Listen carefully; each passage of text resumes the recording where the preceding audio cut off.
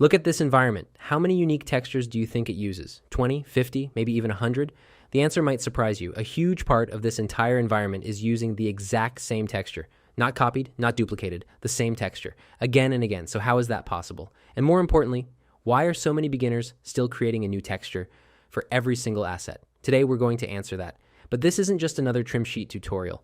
By the end of this video, you'll understand why AAA studios use trim sheets, how they actually work, when you should use them, when you absolutely shouldn't, how texel density connects everything together, and how professional environment artists think about building large-scale environments. Because once you understand the system, everything else starts making sense. Now, let's start with the biggest mistake almost every beginner makes. When you're learning environment art, the workflow usually looks like this. Model, UV, bake, texture, done. Then you move on to the next asset. Model, UV, bake, texture, done, then the next one, and the next one. At first, there's nothing wrong with that. If you're making a single prop, it's completely fine. But environments aren't made of 5 assets. They're made of hundreds, sometimes thousands. Now imagine you've spent 3 weeks building a medieval village. You've textured every wall, every beam, every door, every window, everything looks great. Then your lead artist says, let's change the wood. Sounds simple, right? Except now you have to open 20 different texture files, make the same change 20 times, export everything again, re-import everything, and hope you didn't miss one. That's not a texturing problem. That's a workflow problem. Here's something that completely changed the way I think about environment art. Professional artists don't build assets. They build systems. Instead of asking, how do I texture this beam? They ask, how many different assets can use the same solution? That's a completely different mindset. Because the goal isn't to finish today's asset. The goal is to make tomorrow's asset easier. And the next one, and the next one. Think about Lego. A Lego castle isn't made from 10,000 unique pieces. It's built from a relatively small collection of reusable parts. The same brick becomes a wall, a tower, a bridge, a staircase. The complexity doesn't come from unique pieces. It comes from how those pieces are combined. AAA environment art works exactly the same way. But here's where most trim sheet tutorials go wrong. They immediately show you how to make one. That's like teaching someone how to use a hammer before explaining how a house is built. Before we create anything, you first need to understand why trim sheets exist, because once you understand the problem they're solving, the workflow becomes obvious. And trust me, after this video, you'll never look at environment art the same way again. So, let's answer the most important question. What exactly is a trim sheet, and why has it become one of the most important workflows in modern game development?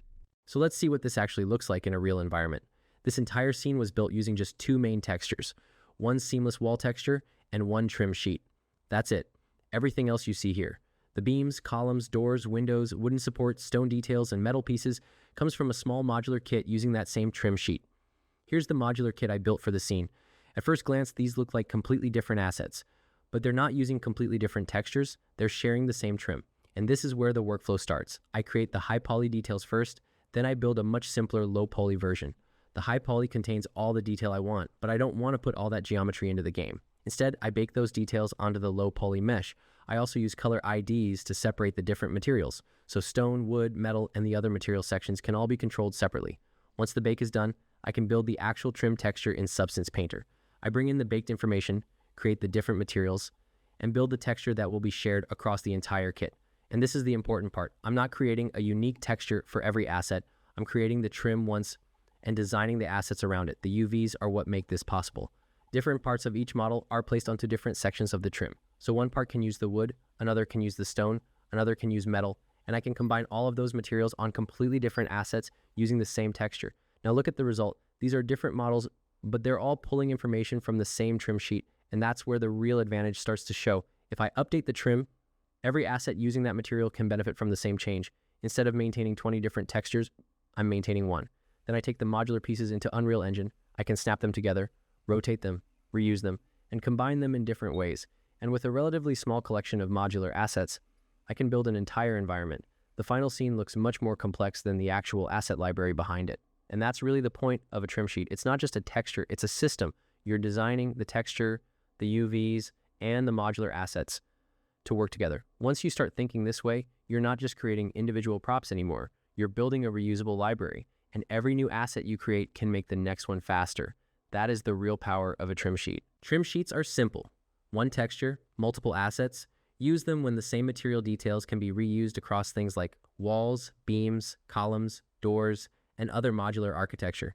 The payoff? Less texture work, less memory, more consistency, and much faster asset production. But don't use trim sheets for everything. Unique hero assets use a unique texture. Organic or highly irregular shapes Usually, a unique texture makes more sense.